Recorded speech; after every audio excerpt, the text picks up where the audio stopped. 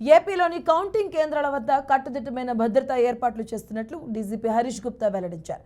June 3, 4, 5 తేదీల్లో మద్యం అమ్మకాలను నిషేధించాలని అన్ని జిల్లాల అధికారులను ఆదేశించారు. రాష్ట్రంలో ఎలాంటి అవాంఛనీయ సంఘటనలు జరగకుండా అన్ని హోటల్స్, లాడ్జీలతో తనిఖీలు చేసి అనుమానితులను అదుపులోకి తీసుకోవాలని అధికారులకు సూచించారు. ఇక సోషల్ మీడియాలో వచ్చే వార్తలను ఎప్పటికప్పుడు పరిశీలిస్తూ అప్రమత్తంగా ఉండాలని జిల్లాల అధికారులకు డీజీపీ హరీష్ గుప్తా దిశానిర్దేశం చేశారు.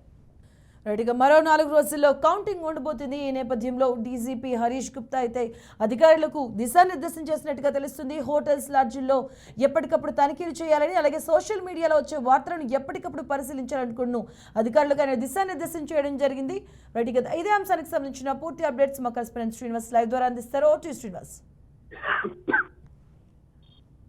ఏపీ డీజీపీ మరో ప్రకటన విడుదల చేయడం జరిగింది. రానున్న 5 రోజుల్లో జరగబోతున్న ఏదైతే సార్వత్రిక ఎన్నికల కౌంటింగ్ విధానం ఉందో దానికి సంబంధించి పూర్తి స్థాయిలో సారించడం కూడా జరిగింది. ఇప్పటి వరకు కూడా రాష్ట్రంలో కొన్ని ప్రాంతాల్లో జరిగినటువంటి పలు హింసాత్మక సంఘటనలు చూస్తే అదేవిధంగా ఇప్పటికీ ఇంటెలిజెన్స్ నివేదికలు ఏదైతే నివేదికలు అంశం ఉన్నాయో నివేదికలు పూర్తిగా కౌంటింగ్ తర్వాత అలాంటి అంశాలను ఎందుకు కూడా ఇంటెలిజెన్స్ ద్వారా అందుకున్న నివేదికలు డీజీపీ దృష్టిలో ఇప్పుడే ఉన్న జరిగింది. అంతేకాకుండా ఇప్పటివరకు జరిగినటువంటి హింసాత్మక ఘటనలకు సంబంధించి కొన్ని ప్రాంతాల్లో కౌంటింగ్ తర్వాత కూడా హింసాత్మక ఘటనలు చోటు చేసుకునేటువంటి అవకాశం కూడా ఉందని చెప్పినటువంటి నేపథ్యం కూడా కనిపిస్తుంది. అయితే అన్నిటినీ పూర్తి స్థాయిలో దృష్టి సారించడంలో కూడా ఏపీ డీజీపీ అన్ని జిల్లాల ఎస్పీలకి మరొకసారి ఆదేశాలు జారీ చేశారు. పూర్తి స్థాయిలో కౌంటింగ్ దగ్గర కట్టుదిట్టమైన భద్రతా ఏర్పాట్లకు సంబంధించి అదేవిధంగా కౌంటింగ్ ముగిసిన తర్వాత గెలిచినటువంటి అభ్యర్థులు నిర్వహించేటువంటి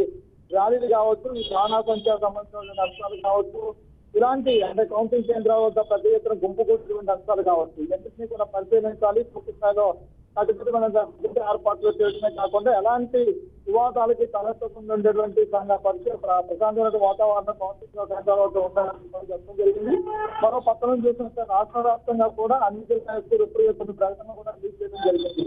అన్ని జిల్లా కేంద్రాలు అన్ని జిల్లాలో జరిగినటువంటి కౌంటింగ్ కేంద్రాలు ఏవైతే ఉన్నాయో అదంతా కూడా 400 మీటర్ల మేర రెడ్ జోన్ కూడా ప్రకటించడం జరిగింది. కాబట్టి అంత బందోబస్తును కూడా అధిక స్థాయిలో ఏర్పాటు చేయాలి. నివేదిక ఎప్పటికప్పుడే ఫాలో అవడమే కాకుండా పూర్తి స్థాయి ఇప్పటికే ఆంధ్రప్రదేశ్ లో కొన్ని జిల్లాలకి పోలీసు ఇన్ఛార్జీలు కూడా పంపించడం జరిగింది. పోలీసు ఇన్ఛార్జీలు అంటే జిల్లాలకు ఇన్ఛార్జీలను పంపించడం జరిగింది. సమస్యాత్మక ప్రాంత ఏదైతే ప్రదేశాలు ఉన్నాయో ఆ ప్రాంతాలకి ప్రత్యేకమైనటువంటి డిఎస్పీలు ఎక్కువ పరిమితి డిఎస్పీలు కానీ ఎస్పీతో పాటు డిఎస్పీలు అదేవిధంగా సిఐలు ఉండే విధంగా కూడా ఏర్పరచుకోవడం జరిగింది. ఏదైనప్పటికీ కూడా 2024 జరిపినటువంటి పోలింగ్ తర్వాత రాసినటువంటి కౌంటింగ్ విధానం ఏదైతే ఉందో దాన్ని పూర్తి స్థాయిలో ఎటువంటి అవాంఛనీయ సంఘటనలు తలెత్తకుండా నిర్వహించేందుకు పెద్ద ఎత్తున పోలీసు సిబ్బంది పనిచేస్తుందని కూడా చెప్పుకోవచ్చు. Right, thank you Srinivas.